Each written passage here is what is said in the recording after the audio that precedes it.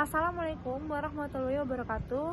Yang saya hormati Ibu Kori selaku dosen pengampu mata kuliah manajemen risiko, dan yang saya banggakan teman-teman pendidikan bisnis kelas B 2019. Pada kesempatan kali ini, kami dari kelompok 11 berkesempatan untuk mempresentasikan hasil diskusi kami yang berjudul asuransi laut. Sebelum kami memulai presentasi pada hari ini, izinkan kami untuk memperkenalkan diri masing-masing terlebih dahulu. Perkenalkan, nama saya Sinta Yunianingsi dengan NIM 170761954. Perkenalkan, saya Dia Syafitri Latifah dengan NIM 170761922. Perkenalkan, nama saya Farah Fauziah dengan NIM 17061919020. Nama saya Muhammad Hafiz dengan NIM 17076190078. Definisi asuransi laut. Asuransi pengangkutan laut merupakan suatu perjanjian pertanggungan antara penanggung dan tertanggung atas kepentingan yang berhubungan dengan kapal sebagai alat pengangkut dan barang sebagai muatan kapal dari kemungkinan resiko kerusakan, kerugian yang diakibatkan oleh bahaya-bahaya laut atau bahaya lain yang berhubungan dengan laut. Itu adalah definisi asuransi laut. Selanjutnya ada hak dan kewajiban dari pihak asuransi laut. Guna memperlancar pendistribusian barang atau kebutuhan pokok jasa perusahaan sangat dibutuhkan untuk lancarnya perputaran roda perekonomian. Ada beberapa subjek dan objek yang dijadikan oleh pihak-pihak dalam asuransi, yaitu adanya penanggung dan adanya juga tertanggung dalam mengadakan perjanjian asuransi yang meliputi antara kewajiban dan hak dalam menanggung resiko apabila terjadi kerugian atas harta miliknya yang diasuransikan. Nah, selain itu juga, objek yang dapat diganti kerugiannya adalah berupa benda yang mempunyai nilai yang melekat pada benda tersebut. Nah, yang pertama itu ada penanggung. Penanggung yaitu pihak yang menerima pengalihan risiko yang mungkin dihadapi oleh tertanggung.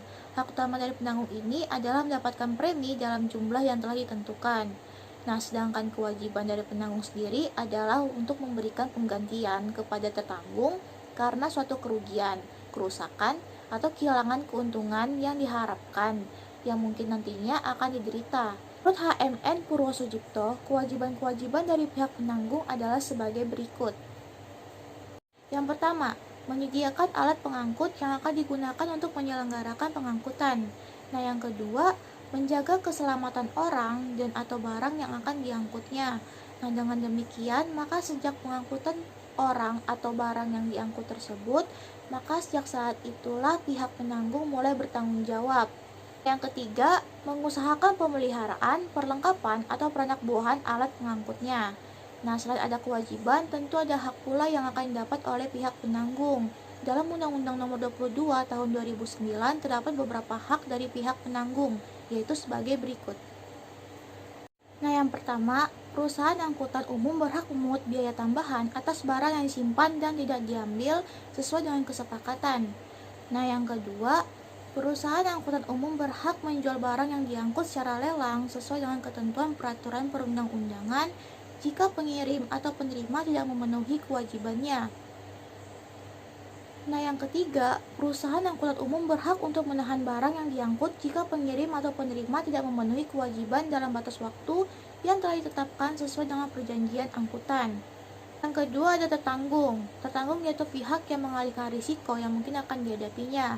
Kewajiban dari tertanggung adalah membayar sejumlah tertentu, sedangkan hak dari tertanggung ini adalah mengajukan klaim kepada penanggung apabila risiko yang dipertanggungkannya benar-benar terjadi.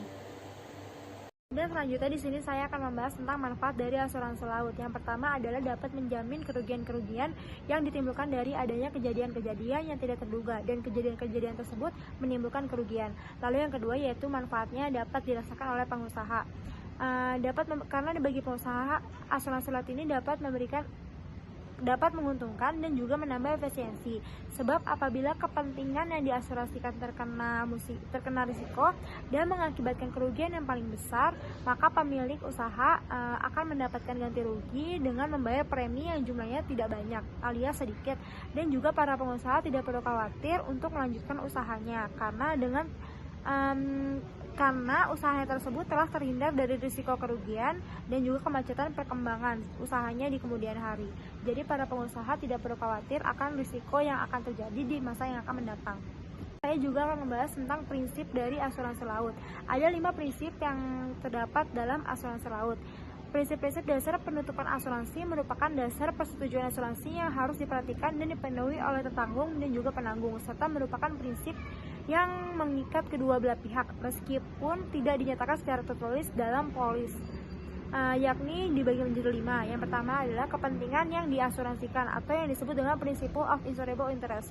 Menurut prinsip Insurable Interest dalam asuransi laut, tertanggung hanya boleh melakukan penutupan asuransi atau objek pertanggungan apabila ia mempunyai kepentingan atau interest yang dapat diasuransikan. Yang kedua yaitu itikat baik atau yang disebut sebagai Principles of Utmost Good Faith. Menurut prinsip ini, penutupan asuransi baru dianggap sah secara hukum apabila dilakukan atas dasar itikat baik dari kedua belah pihak, yakni tertanggung dan juga penanggung. Yang ketiga yaitu indemnitas atau dalam istilah bahasa Inggrisnya yaitu Principle of Indemnity. Menurut Principle of Indemnity, perusahaan asuransi menjamin pihak tertanggung mendapat ganti rugi jika terjadi risiko atas kepentingan yang diasuransikan. Dan yang keempat yaitu Principle of Subrogation atau subrogasi, yaitu berdasarkan Principle of Subrogation, apabila tertanggung mendapat penggantian dari satu pihak atas dasar indemnity, maka ia tidak lagi berhak memperoleh dari pihak lain. Yang selanjutnya yang terakhir yaitu Proxima Causa atau Principles of Proximate Cause. Dalam prinsip ini, penanggung hanya menerima pengajuan klaim atau tertanggung hanya berhak mendapat ganti rugi apabila terbukti bahwa kerugian tersebut terjadi dari risiko yang dijamin dalam polis. Selanjutnya itu ada objek asuransi laut. Nah, objek asuransi ini dapat berupa benda, hak atau kepentingan yang melekat pada benda, dan sejumlah uang yang disebut premi atau ganti kerugian. Nah, melalui objek asuransi tersebut, ada tujuan yang ingin dicapai oleh pihak-pihak. Nah, dari pihak penanggung bertujuan untuk memperoleh pembayaran sejumlah premi sebagai imbalan dari pengalihan risiko. Nah, sedangkan dari tertanggung itu bertujuan bebas dari risiko dan memperoleh pergantian jika timbul kerugian atas harta miliknya. Dalam pasal 593 KUHD disebutkan bahwa yang dapat menjadi objek asuransi laut adalah yang pertama itu ada tubuh kapal kosong atau dengan muatannya, dipersenjatai atau tidak dipersenjatai, berlayar sendirian atau bersama-sama dengan kapal lainnya. Yang kedua, segala alat perlengkapan sebuah kapal. Yang ketiga, alat perlengkapan perangnya. Yang keempat, segala bahan keperluan hidupnya dan pada umumnya segala apa yang dikeluarkan oleh kapal tersebut hingga kapal itu dapat berlayar. Yang kelima, semua barang yang ada di dalam muatannya. Yang keenam, segala upah pengangkutan yang akan diperolehnya. Yang ketujuh, segala bahaya pembajakan. Dan yang kedelapan, kapal dan segala kepentingan yang melekat di dalamnya. Kepentingan yang berhubungan dengan kapal secara garis besarnya dapat dikategorikan atas dua kelompok kepentingan yang melekat di dalamnya. Yang pertama itu kepentingan dari pemilik kapal akibat rusaknya kapal serta kerugian-kerugian lain yang langsung diderita oleh pemiliknya. Nah, yang kedua, kerugian pemilik kapal akibat tanggung jawabnya kepada pihak lain yang sering terjadi selama ia mengoperasikan kapalnya. Baik, materi selanjutnya adalah premi asuransi laut. Premi asuransi atau insurance premium adalah sejumlah uang yang dibayarkan oleh tertanggung kepada penanggung sebagai imbalan dari kesediaan penanggung mengambil alih resiko yang mungkin akan dihadapi oleh tertanggung. Di sini terdapat perbedaan antara golongan asuransi jumlah atau asuransi jiwa dengan golongan asuransi kerugian atau asuransi pengangkutan laut. Nah, hal ini terletak pada fungsi preminya. Pada asuransi jiwa, premi berfungsi sebagai tabungan dan sebagai harga jasa proteksi asuransi.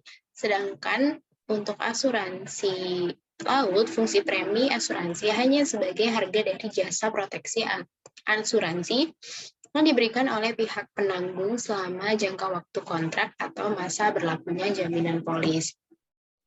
Materi yang selanjutnya adalah kontrak asuransi laut. Menurut pasal 255 Kitab Undang-Undang Hukum Dagang, perjanjian asuransi akan berlaku atau sah jika sudah dinyatakan dalam suatu perjanjian tertulis yang disebut polis atau polisi dan dibubuhi bea materai secukupnya. Di sini ada 4 poin penting. Yang pertama adalah macam-macam polis. Macam-macam polis yang biasanya dipergunakan ada 5. Yang pertama polis berjangka atau time policy, yaitu polis yang menutup pertanggungan untuk suatu jangka waktu tertentu, biasanya selama 6 bulan dan seterusnya. Lalu yang kedua ada polis berjalan atau voyage policy, yaitu polis yang menutup pertanggungan selama perjalanan tertentu dari satu tempat ke tempat lain tanpa menghiraukan lama waktunya. Kemudian ada polis campuran atau mixed policy, yaitu campuran antara polis berjangka dan polis perjalanan. Yang keempat ada open policy atau floating policy, yaitu polis yang menutup pertanggungan sejumlah barang yang pengapalannya akan ditentukan kemudian.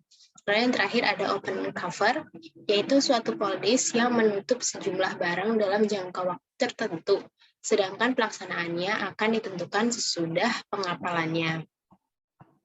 Poin kedua ada isi polis. Polis adalah suatu kontrak dan harus diisi secara lengkap mengenai pokok persetujuan kedua belah pihak mengenai hak dan kewajibannya. Sesuai dengan pasal 256 KUH Dagang, yang harus dicantumkan dalam polis asuransi adalah yang pertama, nama penanggung atau nama orang-orang yang menanggung. Yang kedua, nama tertanggung. Yang ketiga, keterangan lengkap mengenai objek yang ditanggung. Lalu ada jumlah uang pertanggungan atau uang asuransi. Lalu ada bahaya atau resiko yang ditutup atau resiko yang dijamin. Lalu ada jangka waktu pertanggungan dari mulai dan berakhirnya.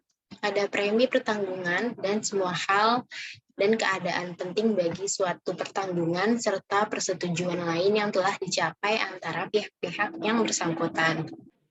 Selanjutnya ada masa berlakunya pertanggungan. Tentang kapan berlakunya pertanggungan dan saat tidak berlakunya ini ditentukan oleh pasal-pasal 624 sampai dengan pasal 634 KUHD. Di sini saya akan membacakan pasal 624 sampai 626 ya. Di pasal 624, dalam hal pertanggungan atas sebuah kapal, maka bahaya mulai berjalan bagi si yang menanggung semenjak saat nahkoda mulai dengan pemuatan barang-barang dagangan, atau apabila ia diwajibkan berangkat hanya dengan membawa alat pemberat atau bahan pemberat pada saat dimulainya memuat bahan tersebut. Lalu di pasal 625, dalam pertanggungan yang disebutkan yang lalu, bahaya bagi pihak yang menanggung berakhir dalam jangka waktu 21 hari setelah barang-barangnya dipertanggungan sampai di tempat tujuan, atau sekian hari lebih cepat setelah barang-barang sebuah muatan tersebut dibongkar.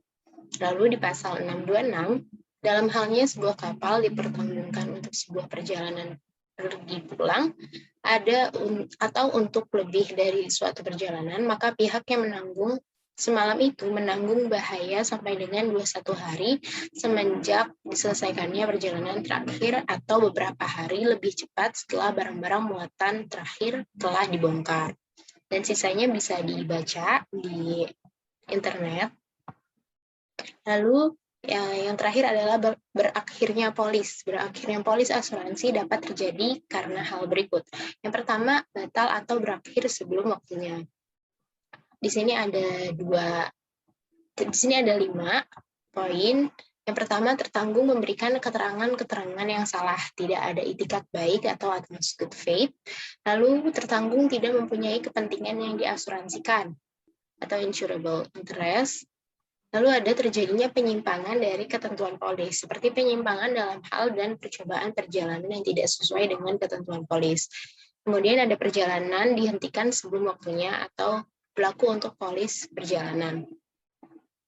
Lalu yang kelima, apabila salah satu pihak membatalkan sebelum waktunya.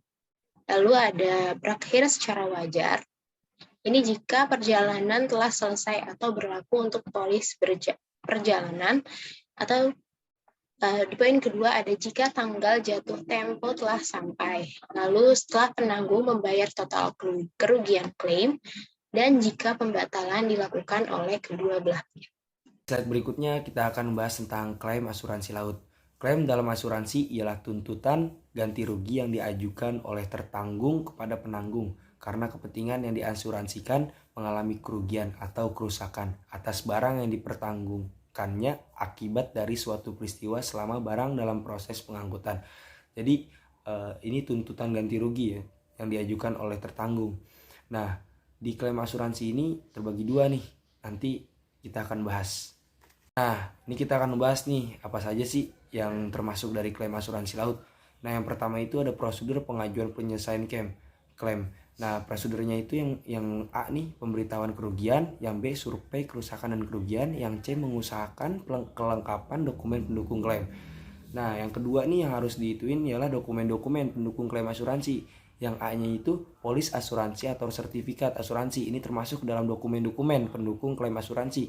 Yang B itu faktur dan daftar perincian barang, meliputi jenis pengepakan dan sebagainya. Yang C itu laporan survei. Yang D itu surat menyurat dengan pihak-pihak lain yang berhubungan dengan penyebab kerugian. Yang E yang itu dokumen klaim asuransi lainnya. Nah, dari 1 sampai 2 ini termasuk klaim asuransi laut yang harus dipenuhi gitu loh. Ya. Demikianlah presentasi yang dapat kelompok 11 sampaikan. Semoga apa yang kami sampaikan dapat bermanfaat bagi teman-teman semuanya dan dapat diimplementasikan ke dalam kehidupan sehari-hari. Apabila terdapat pertanyaan yang ingin diajukan oleh teman-teman, bisa diajukan langsung nanti pada saat kelas di Zoom.